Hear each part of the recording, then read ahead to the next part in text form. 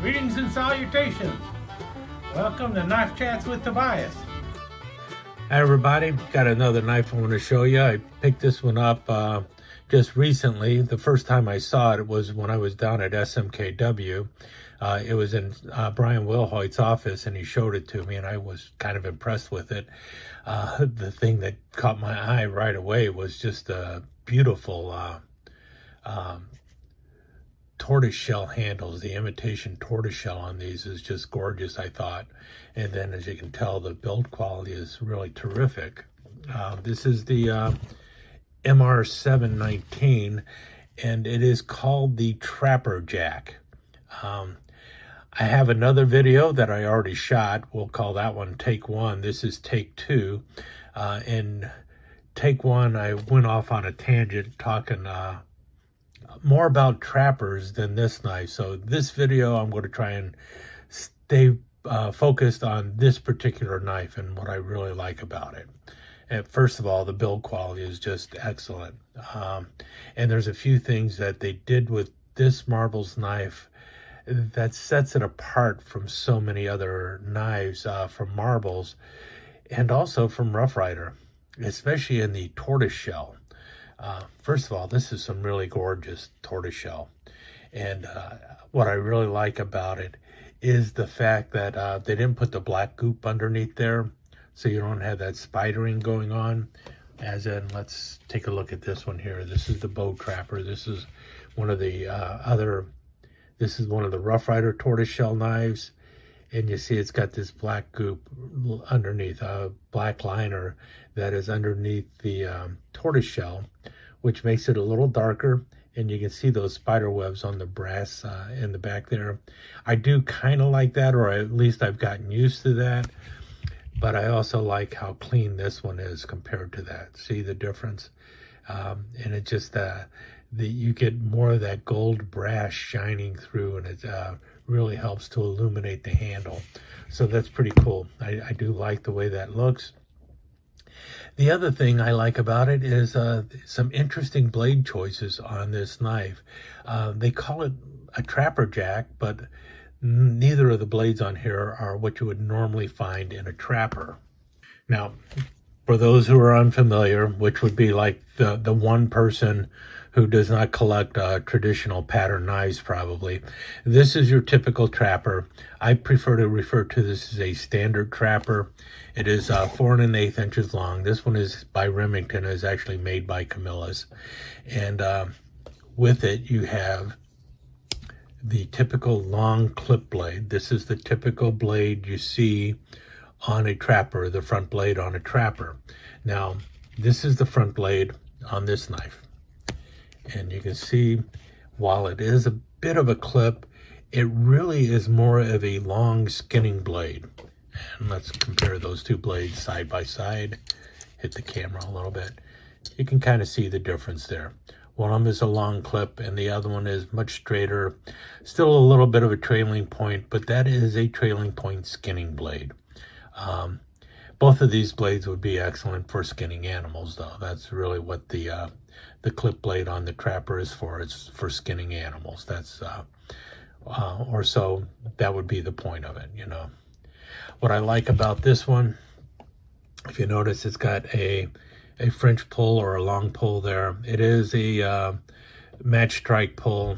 I would have liked it to have been a nice a non-match strike pull. The reason being is a match strike pull is more likely to catch all sorts of gook and everything into the pull, and it's harder to clean out. So if you're actually using this for skinning animals, you would have more bacteria and stuff growing in there, so it's a little more difficult to clean.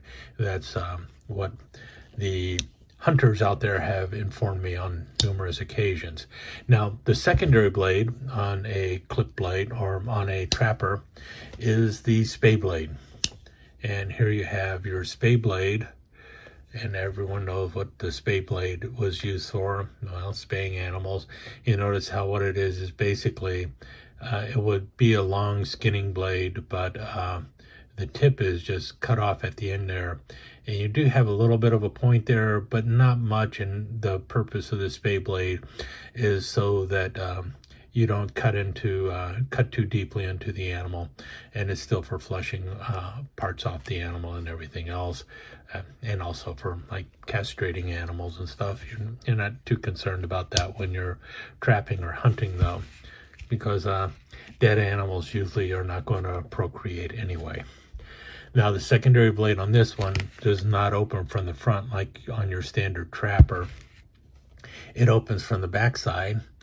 And if you notice, at first glance, you're going, well, that looks very much like the other blade, only it's a little skinnier. And if you open both blades, we'll see here that you are indeed correct. It's just like a little brother to this blade. It's almost identical, a little slimmer. It still does have that little bit of a clip, and it does drop a little bit. So it's kind of like another trailing point skinner. But what that blade is, at least my first impression of the blade is, this is actually your caping blade.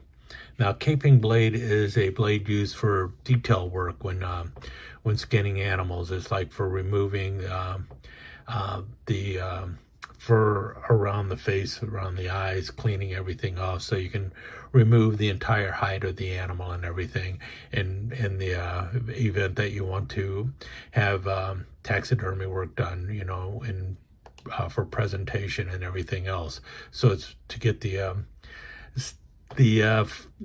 flesh away from the skin in these smaller areas, and anywhere you need to do some detail work. That's what that blade would be for, the caping blade. And so that's what this knife is, actually. It's for caping and skinning animals. That's what these blades are. And I would have probably referred to it as a caping jack instead of a trapper jack, because basically every trapper is a jackknife, and this is a jackknife because both blades are opening from the same end, and it's a rather large knife. The frame of the knife is not the same as the frame you find on a standard trapper. If you look closely there, you'll see the difference. Let's open up the blades here. Okay, can you see the difference there? Notice that this has a heavier front bolster than the trapper. The trapper slims down a little bit more, and the trapper frame has that distinctive bump right in the middle. You know, you got two fingers in front of the bump, and then there's a bump right in the middle of the frame, you know, a little bit of a swell, and then it goes down again. The back is straight, but you have or the spine is straight, but you have a bump in the front or a swell in the front there. Kind of like you would find on a Coke bottle. This frame has a bit of a bend to it. It is slightly serpentine, but it lacks that bump there in the middle. And for me, that distinctive bump is really what makes the trapper frame a trapper frame. And the fact that the blades most commonly associated with the trapper is the long clip and a spade blade, and this knife does not have a long clip or a spade blade. It has basically two skinning blades, or a skinning blade and a caping blade. It makes it hard for me to accept the name of this as a trapper jack, when to me it seems like it should have been just called a caping jackknife, because it does have a caping blade and a skinning blade. So anyway, that's just my thoughts on the naming of the knife. All in all, though, let's just talk about how well this thing is built, because this thing is built rock solid. You got a good half stop going on. There is no blade wobble in it at all. Nice walk and talk. The secondary blade, I definitely need to do some oiling on it and everything, but you do have a good half stop. Feeling a little grinding on it, but again, I think that's because it's just new and I haven't cleaned it yet. So the action on the secondary blade is not as smooth at first, but I got a feeling I will be able to work that in. A lineup of the blades is not bad at all. Pretty decent alignment on both blades. Definitely not straight down the middle, but also definitely not hitting either side. So pretty good there. And you do have a little bit of a swedge on the blades, you know, up at the top. And now normally I would complain about that, but because of what these blades are being used for, the thinning of that tip there, especially on this secondary caping blade, that is one of those places where having a bit of a swedge is not necessarily a bad thing, because you want a fine little needle-like tip when you're caping and such. So you also got a slight bit of recurve on there, it looks like. Might be in my imagination though. Anyway, it's a really nice blade, nice and tight, not moving at all. You can definitely get up there on it. Yeah. And the tortoiseshell, I already talked about that. It is just gorgeous on this knife. Got the nickel silver bolsters. You have no shield, which is really good. You have the brass pins are smooth. I think those are brass. They might be nickel silver. Look, brass. Yeah, brass. And they are smooth. Nice and flush to the imitation tortoiseshell. You got a nice thickness there. You got a nice swell in the handle there. And that feels good too. The little bit of a swell in the handle. It helps with the gripping and everything else. All in all, just a gorgeous knife. But there you have it. That's the MR719 Trapper Jack from Marbles. Pretty cool knife. I really do like it. I like the blade choices on there.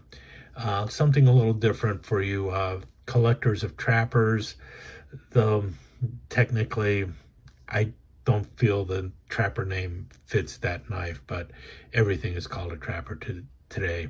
And that's really where I went with the other video, so I don't want to go into great detail on that with this one. In any case, stick around for some slides and I'll talk to you again soon.